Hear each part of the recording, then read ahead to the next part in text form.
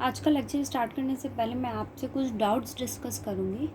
मुझसे जो डाउट पूछे गए थे हो सकता है शायद आपको उसमें कुछ हेल्प मिले। देखो, एक ये क्वेश्चन है आपके एक्सरसाइज बुक का, 259 x इज़ कॉन्ग्रुएंट टू 5 मॉड्यूलन। आपको इस केस में सॉल्यूशन फाइंड आउट करना है। आप फर्स्ट ऑफ ऑल क्या करोगे, ए, एम और बी फाइंड आउट करते हो। आप उसके बाद क्या कंडीशन फाइंड आउट करते हो, ए और एम का जीसीडी लाते हो, मतलब फाइंड आउट करते हो। अगर आपके पास ए और एम का जीसीडी किसको डिवाइड करे,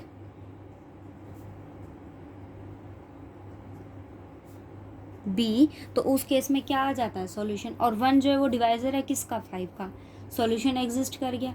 अब बात करते हैं उसके बाद। देखो, आपका फर्स्ट स्टेप ये होता है, अभी तक जो भी आपने रीड एग्जाम्पल्स रीड किए हैं या एक्सरसाइज के जो भी क्वेश्चन किए होंगे, आप फर्स्ट ऑफ ऑल क्या करते हो, या कल जो लेक्चर हमने देखा था उसके अकॉर्डिंग मैंने आपको ये कहा था कि आप अगर किसी भी मेथड का सॉल्यूशन, किसी भी टर्म का अगर आप सॉल्यूशन फाइंड आउट करते हो, आप क्या चूज़ करते हो, मल्टीपल ऑफ एम का मल्टीपल चूज़ करते हो, दोनों को ऐड करके सॉल्यूशन फाइंड आउट कर देते हो।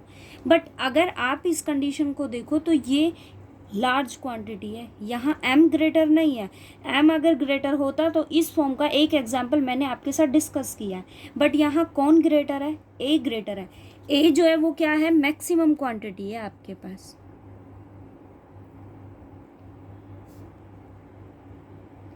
a कैसा है, मैक्सिमम क्वांटिटी है, ठीक है।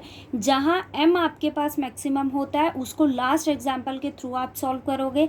वहाँ हम क्या करते हैं, अगर m मैक्सिमम क्वांटिटी होता है, आप m को डिवीजन एल्गोरिथम की फॉर्म में रिड्यूस करते हो, वैल्यूज़ को फाइंड आउट करते हो रिमाइंडर्स की, उसके बाद सॉल्यूशन फाइंड आउट करते हो, उसे am प्लस bn की फॉर्म में रिड्यूस करके m और n की वैल्यूज़ निकाल कर हम सॉल्यूशन ईजिली फॉर्म में फाइंड आउट कर लेते हैं। बट इस क्वेश्चन को अगर देखो आप, तो यहाँ कौन मैक्सिमम है, ए मैक्सिमम है ना।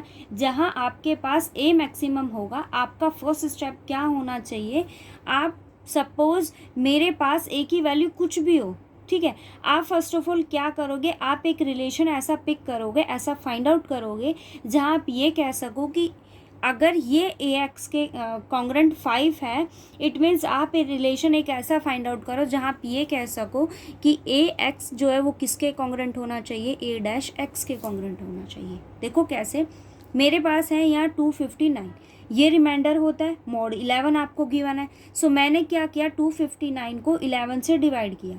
क्या आपके पास क्वेश्चन आया 23 और रिमाइंडर मेरे पास क्या आया, 6 आया। यहाँ से मैंने क्या किया, इस वैल्यू को उधर ले गए।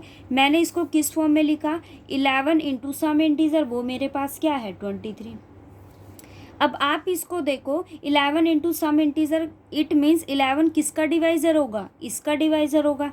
सो 259x is congruent to 6x mod 11। मैंने इसको रिड्यूस कर दिया स्मॉलर क्वांटिटी में।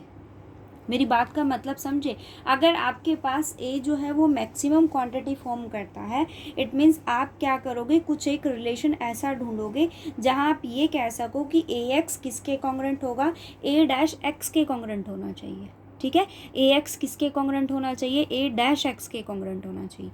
अगर आप ये रिलेशन फाइंड आउट कर सकते हो, 259 is x is congruent to 6x हुआ। बट यहाँ आप देखो तो ये वैल्यू किसके कॉन्ग्रुएंट है, 5 के कॉन्ग्रुएंट है।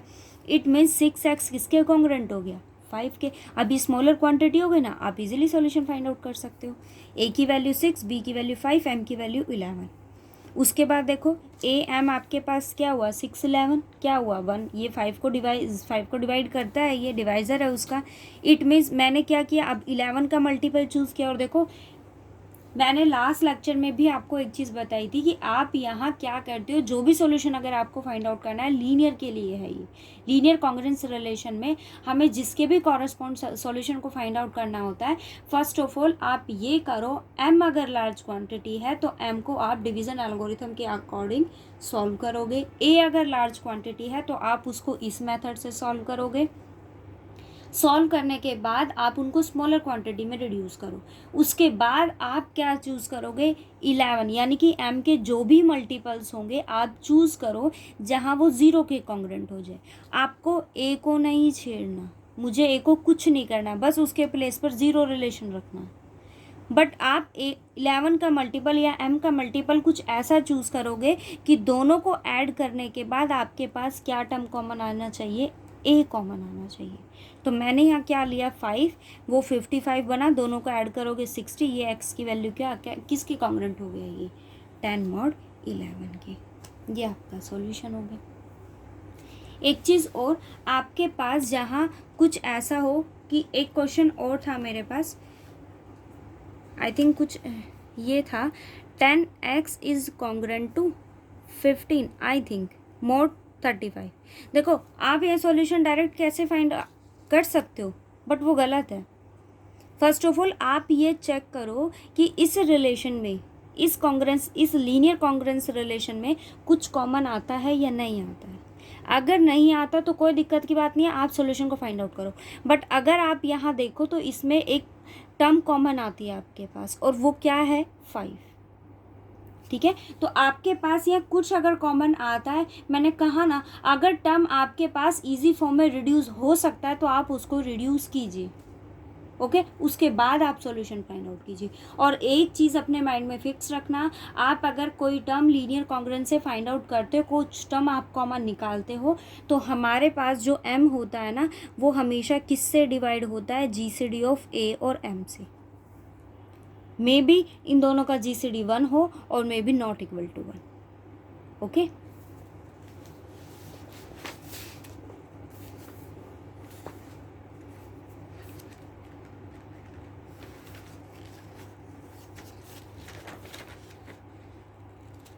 एक ये क्वेश्चन देखो,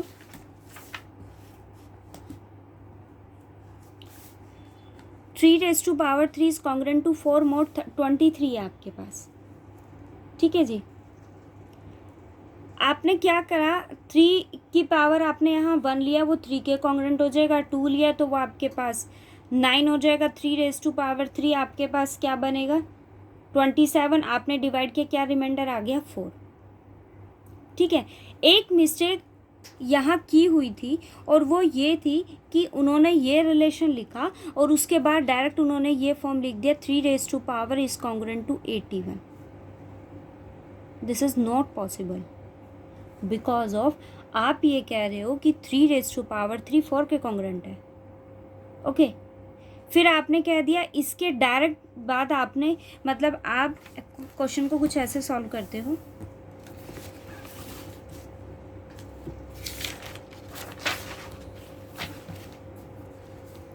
(3⁻1 is congruent to 3 mod 23. 3⁻2 is congruent to 9 mod 23. 3⁻3 is congruent to 27 mod 23. 3⁻3 is congruent to 4 mod 23। उसके जस्ट बाद आपने ये रिलेशन लिख दिया।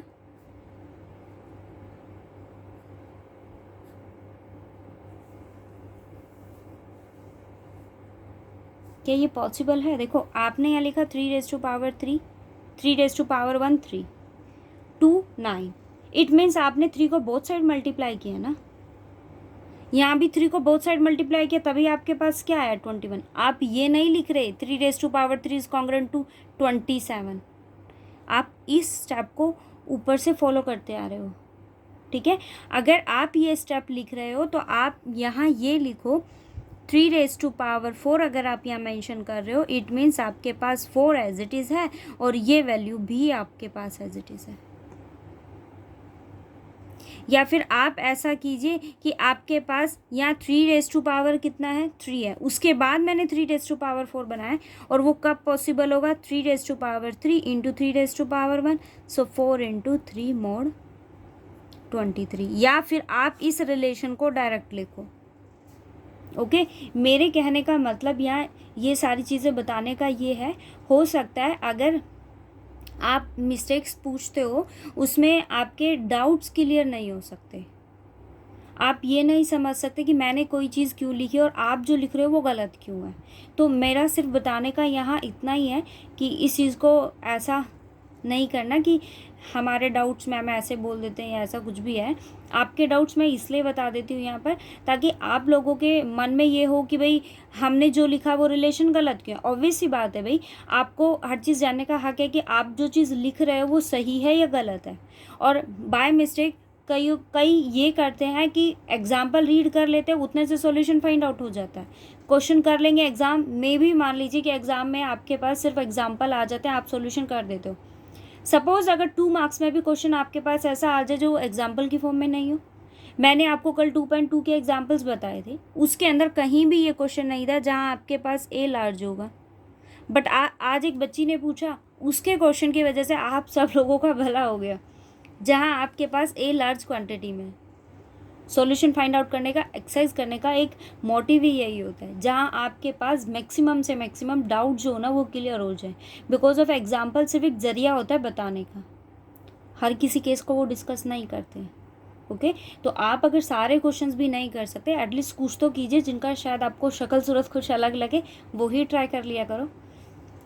ओके तो आप यहाँ देखो, अगर आप इस रिलेशन को लिख रहे हो, इसके जस्ट बाद आप ये रिलेशन नहीं लिख सकते। हाँ आप एक काम कर सकते हो, ये आपको अगर क्वेश्चन गिवन है कि आपको कुछ भी शो करना, आप ये रिलेशन लिखने के बाद जस्ट बाद ये लिख दीजिए कि हमने इसको भी नहीं लिखते हो तो आप 3⁴ is congruent to 81 mod 11 direct 23 आप इसको डायरेक्ट लिखो। लेकिन अगर आप बाय स्टेप रिलेशन लिख रहे हो ना, यहाँ अगर आपने रिमाइंडर फाइंड आउट कर दिया, अगर आप ये फाइंड आउट नहीं करते, आप डायरेक्ट लिखते 81 तो भी कोई इशू नहीं था। समझ गए? आप इस लाइन को नहीं लिखो, 27 था, आप डिवाइड नहीं करो, रिमाइंडर नहीं फाइंड आउट करो, आप नेक्स्ट स्टेप में लिख दो 3⁴ 81 तो भी करेक्ट होगा। लेकिन अगर आपने यहाँ 4 रिमाइंडर लिखा है, सो नेक्स्ट स्टेप में आप उसको ये लिखिए कि 3⁻³ इंटू 4 लिख रहे हो तो 4 इंटू 3, या फिर आप ऐसा कीजिए, इस रिलेशन को, इसके मतलब आपने ये रिलेशन लिखा और आप फर्स्ट ऑफ ऑल उसको डिवाइड कीजिए, क्या रिमाइंडर आपके पास आता है। ओके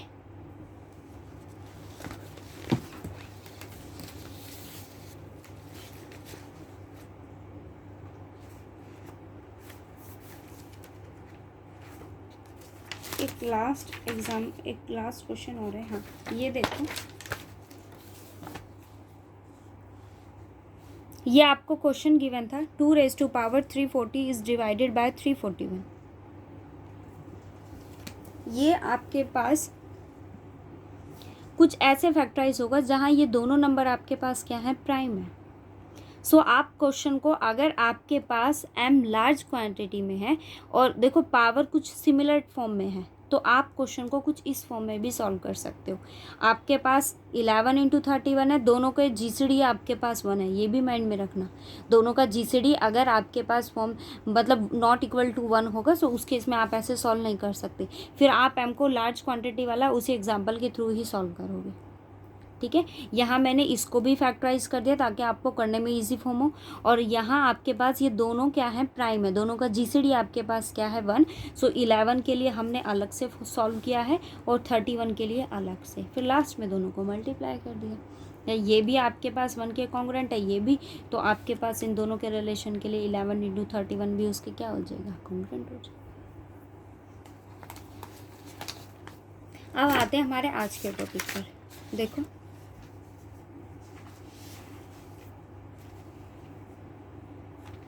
क्या है,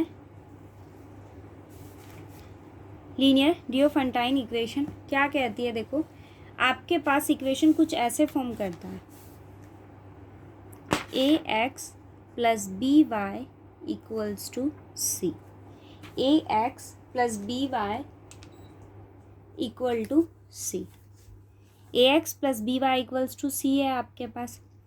ये आपके पास इक्वेशन है कौन सी, लीनियर डियोफेंटाइन इक्वेशंस। देखो आपके पास इक्वेशन है, ax किस फॉर्म का है, ax आपने लीनियर कॉन्ग्रुएंस रिलेशन भी पढ़ा है, वहाँ आप क्या कहते हो, ax is congruent to b mod m। ये क्या है, ax + by = c आपके पास है, जहाँ a b c तीनों क्या है, इंटीजर। बट इस इक्वेशन का एक रिलेशन होता है कि a और b दोनों आपके पास कैसे होंगे, नॉन ज़ीरो होंगे। ए और बी दोनों कैसे होंगे, यहाँ पर नॉन ज़ीरो होंगे। ठीक है। सेकंड कंडीशन, आप यहाँ देख रहे हो कि एक्स और वाई दोनों मेरे पास क्या है, वेरिएबल्स हैं, तो it means you have two unknowns, you have two unknowns, और वो अननोन्स आपके पास क्या है, एक्स एंड वाई। ठीक है। अगर आपके पास देखो यहाँ जो सॉल्यूशन आपके पास एग्जिस्ट करेगा वो एक पेयर होगा। पेयर का मतलब अगर यहाँ सॉल्यूशन एग्जिस्ट करता है, सपोज एक्स नॉट और वाई नॉट अगर उसके सॉल्यूशन है, then A x not plus B Y naught equals to c. Okay, solution देखो कैसे फाइंड आउट करते हैं। देखो इसकी दो कंडीशंस होती हैं। अगर आपके पास ए एक्स प्लस बी वाई, पहले थ्योरम करवाती हूँ उसके बाद बताऊंगी। देखो फर्स्ट थ्योरम आपकी क्या कहती है आपको, the linear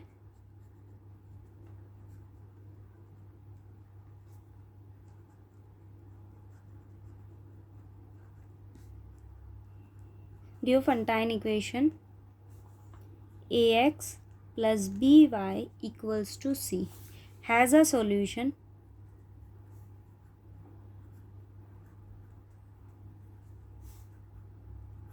if and only if the greatest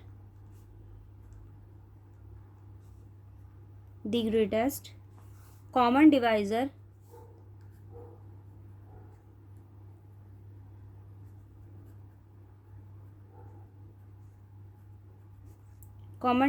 of a and b divides c।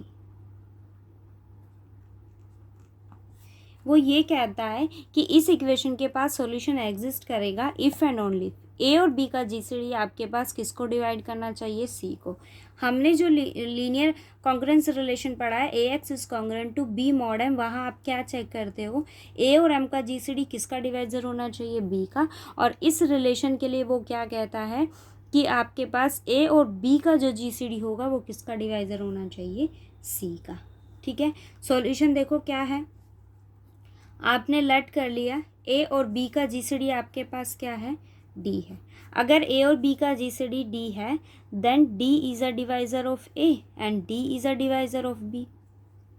Okay, d अगर ए का भी डिवाइजर है, डी बी का भी डिवाइजर है, then there exist an integer x and y such that d is a divisor of a x plus B y. A x plus B y is equals to c, so D is a divisor of C। ये आपको show करना था। Converse part देखो यहीं से लेकर चलेंगे, D is a divisor of C। D क्या है हमारे पास, GCD of AB। Okay, D किसका डिवाइजर है, C का, so there exist an integer K such that C equals to some constant multiple of D, some integer multiple of D। But d आपके पास किसका डिवाइजर है, ए और b का। इसके कॉरेस्पॉन्ड दो इंटीजर्स मैंने लिए, पहला क्या है, पी और q. Then d is equals to a p plus b q. Okay, d की वैल्यू क्या है मेरे पास, पूरी इक्वेशन को मल्टीप्लाई किया मैंने किससे, क्योंकि मुझे सी चाहिए तो मैं यहाँ वैल्यू सब्स्टिट्यूट के को मल्टीप्लाई कर रही हूँ। ओके, बी क्यू के, डी के की वैल्यू मेरे पास क्या है, सी। आपके पास वैल्यू क्या आ गई, ए के पी प्लस बी क्यू के। मैंने इसको किसका नाम दे दिया, एक्स का, और ये वैल्यू आपके पास क्या हो गई, वाई। तो आपने क्या सॉल्यूशन फाइंड आउट कर दिया, C A x plus B Y equals to C. X की वैल्यू क्या है, के पी, और y की वैल्यू क्या है, क्यू के। इस केस में अगर सॉल्यूशन एग्जिस्ट करता है, एक्स नॉट अगर उसका सॉल्यूशन है, then A x naught is congruent to B mod m, वो उस इक्वेशन को क्या करेगा, सेटिस्फाई। अब आपके पास यहाँ एक्स और वाई उसको क्या करते हैं, सेटिस्फाई। एक्स की वैल्यू क्या है, के पी, और वाई की वैल्यू आपके पास क्या है, क्यू के। तो आपके पास क्या एग्जिस्ट कर गया, सॉल्यूशन एग्जिस्ट। ठीक है, मतलब अगर D किसका डिवाइजर है, C का, सो सॉल्यूशन एग्जिस्ट कर जाएगा, और अगर सॉल्यूशन एग्जिस्ट करता है तो D किसका डिवाइजर होगा, C का। ओके, उसके बाद आपके पास नेक्स्ट थ्योरम है, वो आपको खुद से ट्राई करना है। एक डाउट और डिस्कस करना था मुझे।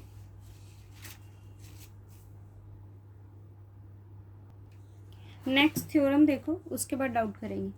देखो क्या कहता है, if a and b are relatively prime है, इट मीन्स आपके पास दोनों का जीसीडी क्या है, 1 है, and x equals to x naught, y equal to y naught is a solution of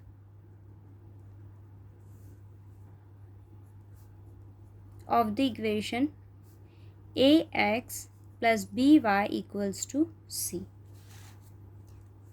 Then all solutions are given by x equals to x naught plus kb and y equals to y naught minus ke. Okay वो कहता है कि अगर आपके पास ए और B दोनों कैसे हैं, रिलेटिवली प्राइम है, दोनों का जीसीडी अगर आपके पास 1 फॉर्म करता है, and x equals to x naught, y equal to y naught उसका सॉल्यूशन है, देन ऑल सॉल्यूशन आप इस रिलेशन से फाइंड आउट कर सकते हो। ठीक है, ऑल सॉल्यूशन का मतलब ये है कि आपके पास ए और बी अगर जीसीडी 1 आता है, ए और बी अगर रिलेटिवली प्राइम है और आप एक सॉल्यूशन को फाइंड आउट कर सकते हो ना, देन लेफ्ट ओवर सॉल्यूशन आप यहाँ से फाइंड आउट कर सकते हो। ठीक है, आपको अगर एक सॉल्यूशन मिल जाए तो बाकी सॉल्यूशन आप इस रिलेशन से फाइंड आउट कर सकते हो। अब देखो आपके पास इक्वेशन क्या गिवन है, ए x plus B Y equals to C. दो कंडीशन मेरे पास यहाँ, फर्स्ट क्या है, ए और बी का जीसीडी 1 है, सेकंड कंडीशन वो क्या कहता है, x equals to x naught and y equals to y naught is solution. आपके पास वो क्या है, सॉल्यूशन है। अगर वो सॉल्यूशन है then A x not plus B Y not equal to C. मैंने लेट कर लिया कि इस रिलेशन के लिए आपके पास एक और सॉल्यूशन एग्जिस्ट करता है, और वो सॉल्यूशन क्या लिया मैंने, x1 और y1। Then A x1 plus B y1 equal to C, इस रिलेशन को सेटिस्फाई करेगा, दोनों को सब्ट्रैक्ट किया, so A x1 minus x not plus B y1 minus Y not equal to 0, so A x1 minus x not equal to minus B y1 minus Y not. Okay, अब आप अगर इसको देखो तो आप क्या लिख रहे हो, a into this term equals to b into some integer.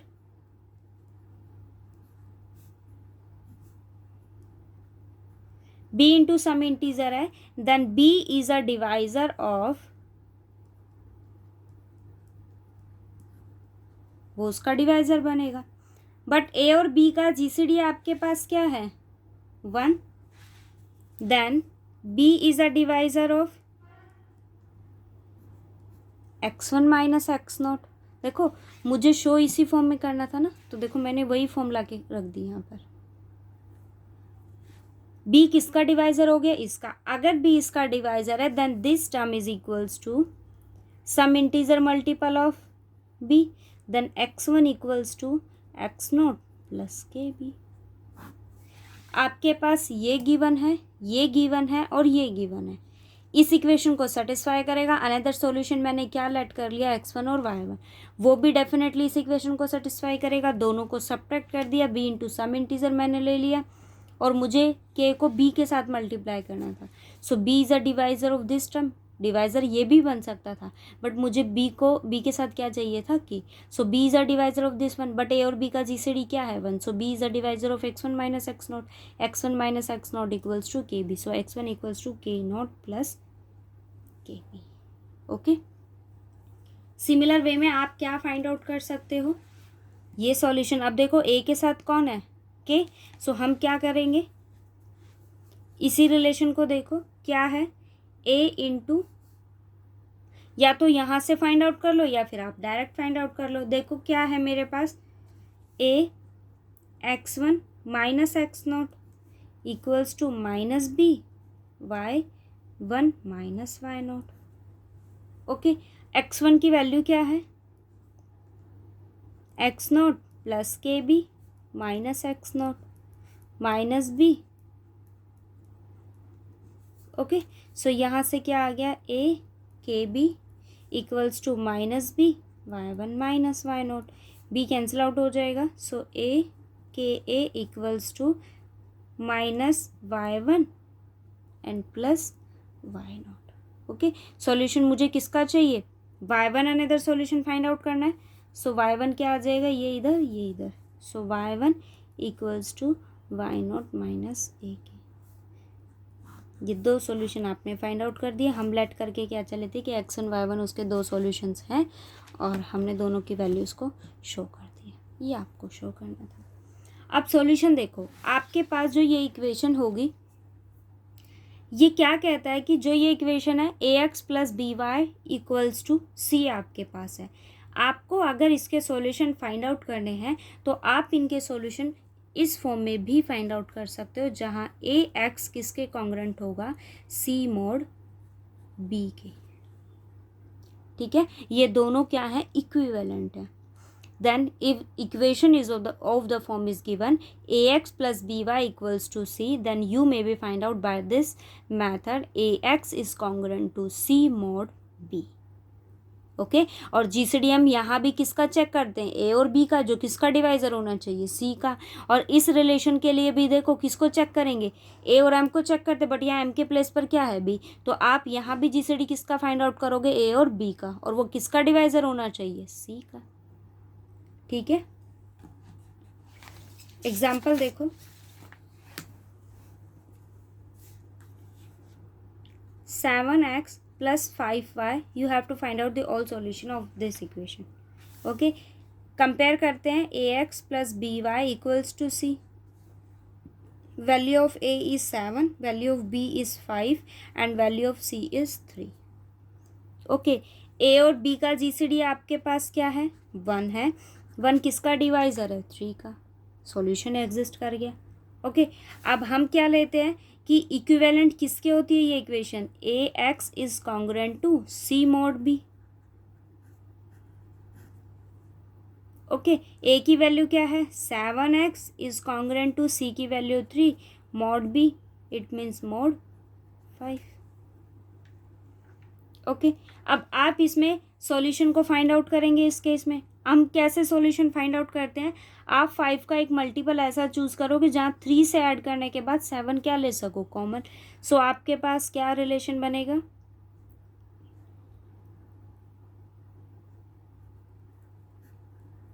Mode 5, दोनों को ऐड करेंगे, so 7x is congruent to 28 mod 5, 7 common लेंगे, then you have x is congruent to 4 mod 5। ये सॉल्यूशन आ गया। और आपको अगर अनदर सॉल्यूशन फाइंड आउट करने हो, सो उस केस में सॉल्यूशन क्या हो जाएगा, कैसे फाइंड आउट करते हैं, ये देखो, x मेरे पास किसके कॉन्ग्रुएंट है, 4 मोड 5, ये क्या है आपके पास, c, और ये क्या है आपके पास, b। तो आपके पास सॉल्यूशन क्या आ गया, x इक्वल्स टू 4 प्लस 5 के। हम ऐसे ही x1 y1 फाइंड आउट करते हैं ना।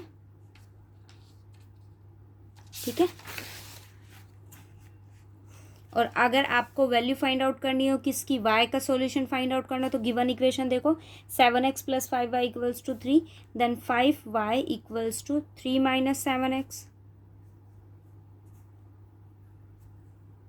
ओके, x की वैल्यू क्या है आपके पास, 4 प्लस 5 के, 3 माइनस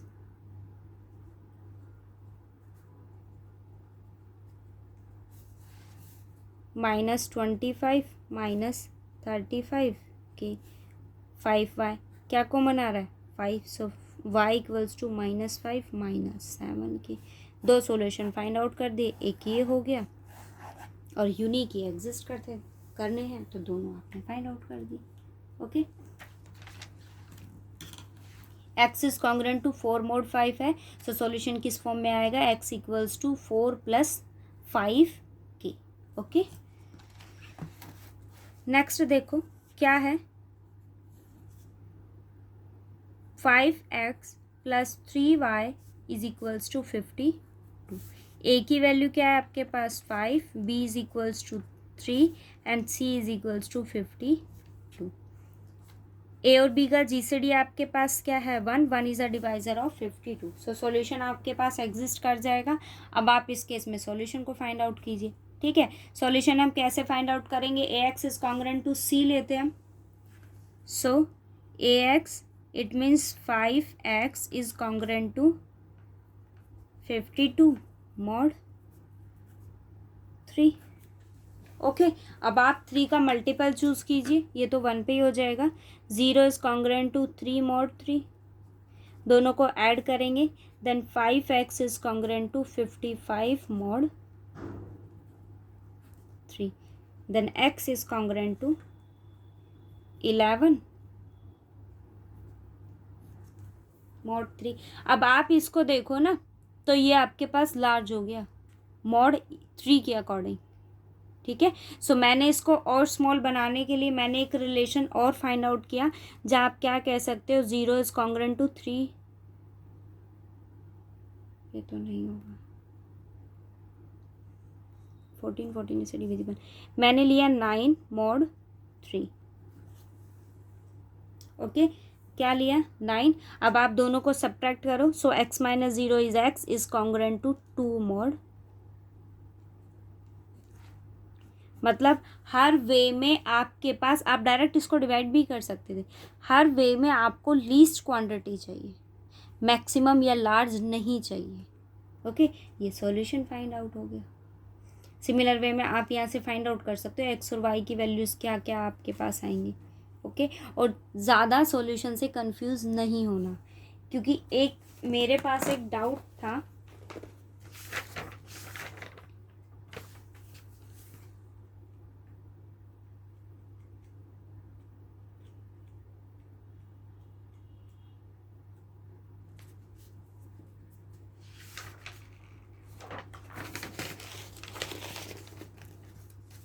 जैसे ये देखो, ये क्वेश्चन है आपके पास, यहाँ 2 मेथड है। अगर आप इसके अकॉर्डिंग चलते हो, आपको ये शो करना है ये किससे डिवाइडेड होगा, 7 से। 48 7 से डिवाइड करते हो तो 6 आपके पास रिमाइंडर आएगा। 49 पावर राइज कर दिया, बोथ साइड राइज हो जाएगी आपके पास। अब आपको इसको सॉल्व करना होगा, 6 की पावर 2 इज कॉन्ग्रुएंट टू 1 होगा, डिवाइड करोगे सो रिमाइंडर 1 आएगा। 2 इंटू 24 से मैंने इसकी पावर राइज कर दिया, वो 48 हो गया। 1 की पावर कुछ भी आपके पास 1 ही देगा, बट मुझे 49 चाहिए, तो मैंने 6 से बोथ साइड मल्टीप्लाई कर दिया, इज कॉन्ग्रुएंट टू 6 mod 7 हो गया। अब ये आपके पास 6 रेज टू पावर 49 किसके कॉन्ग्रुएंट है, 6 के, और ये इसके कॉन्ग्रुएंट है, then this value is congruent to also 1, sorry 6, ये भी किसके कॉन्ग्रुएंट हो जाएगा, 6 के। और अगर मेरे अकॉर्डिंग सॉल्यूशन देखो तो आप यहाँ से फाइंड आउट कर सकते थे, ये 6 है, ये 48 है। अगर आप इसको डिवाइड करते हो 7 से, सो 7 जा 49, -1 रिमाइंडर आ गया, पावर कितना राइज कर दिया 49, क्या हो गया -1 हो गया, but remainder can't be negative. 7 ले लो, आप डिवाइड कर दो, क्या आ गया 6, उसका सॉल्यूशन आ गया। आपके ऊपर डिपेंड करता है आप क्वेश्चन को किस वे में देख रहे हो। ठीक है, आपके पास इजी वे भी है और लॉन्ग टर्म भी आपके पास क्वेश्चन है, आपके ऊपर डिपेंड करता है आप क्वेश्चन को किस वे में सॉल्व करोगे। अब डाउट की बात आई है तो एक डाउट और डिस्कस कर लेते हैं। देखो,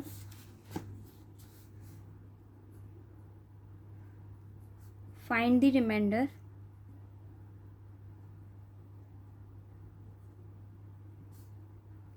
ऑन डिवाइडिंग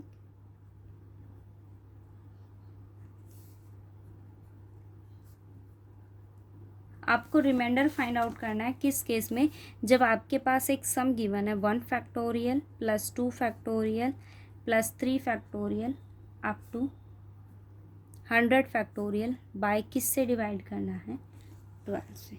ओके, 1 फैक्टोरियल पर वैल्यू 1 देगा, 2 फैक्टोरियल पर आपके पास 2 होगा, 3 फैक्टोरियल की अगर हम बात करें सो आपके पास वैल्यू क्या होगी 6, 12 है मिनिमम क्वांटिटी है। हम बात करते हैं नेक्स्ट टाइम आपके पास 4 फैक्टोरियल होगी।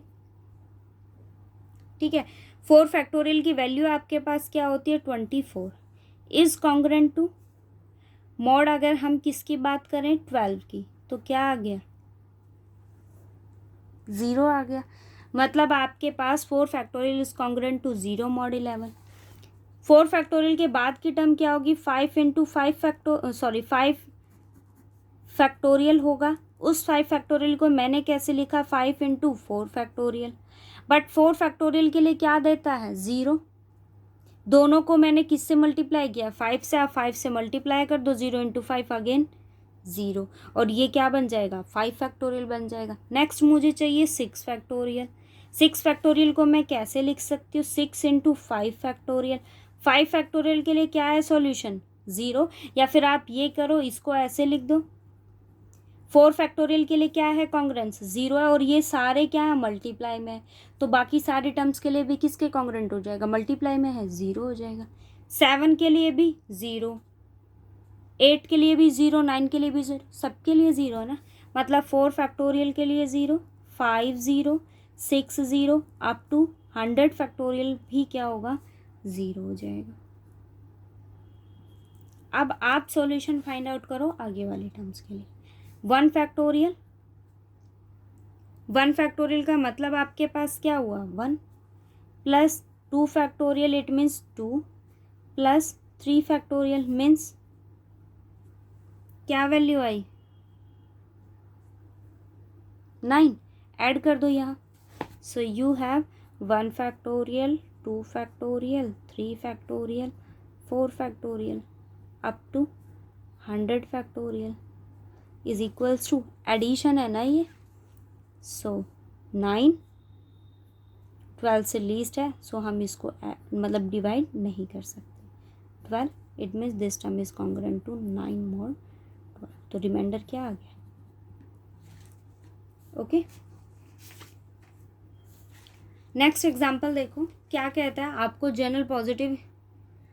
जनरल सॉल्यूशन आपको फाइंड आउट करना है। क्या रिलेशन उसने आपको गिवन किया है 13x minus 17y equals to 5, ax plus by equals to c। But यहाँ आपके पास क्या है माइनस b है, a की वैल्यू क्या है 13, b की वैल्यू आपके पास क्या है 17 and c equals to 5। c की वैल्यू मेरे पास क्या है 5। अब आप सॉल्यूशन फाइंड आउट करो। देखो हम किसका जीसीडी फाइंड आउट करते हैं a और b का। a और b का जीसीडी आपके पास क्या है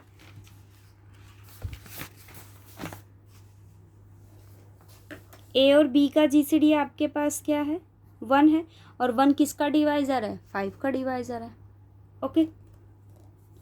क्या गिवन है 13x it means ax is congruent to c mod b।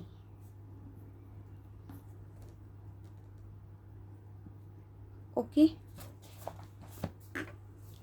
अब आप रिलेशन फाइंड आउट करो जो 0 के कॉन्ग्रुएंट हो। 17 है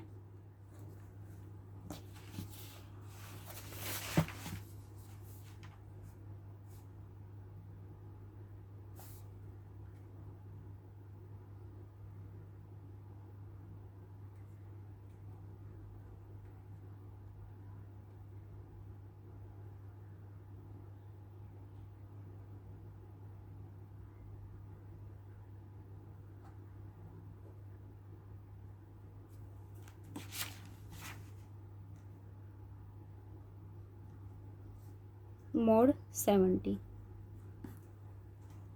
दोनों को ऐड करेंगे then you have 13x is congruent to 260 mod 70।